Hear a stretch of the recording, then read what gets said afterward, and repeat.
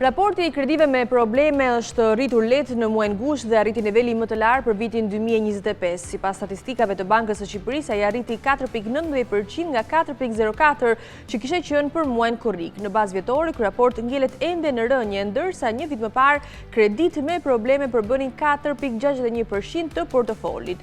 Dhe të dhënat e muajit gusht konfirmojnë qartë se tendenca rëndëse e raportit të kredive me probleme është frenuar gjatë vitit 2025, megjithëse për momentin ende nuk mund të flitet për një cikël të mirëfillt rritës së tyre. Sidoqoftë, Vjetësuria e treguesit konfirmon shqetësimet e lidhura me rritjen shumë të shpejtë të kredisë në 2 vitet e fundit. Në fund të muajit gusht, portofoli kredisë për ekonominë tonë kaloi kufirin e 900 miliard lekëve. Rritja vjetore e portofolit është ngadalësuar lehtë krahasuar me vitin 2024, por sidoqoftë ngjelet në ritme dyshifrore dhe pra niveleve më të larta të 16 viteve të fundit. Mund të vlerësohet se stoku I kredive me probleme është rreth 37.7 miliard lekë nga 34.9 miliard që kishte qenë në fund të vitit të kaluar dhe 37.5 miliard lekë që kishte të njëjtën periudhë një vit më parë.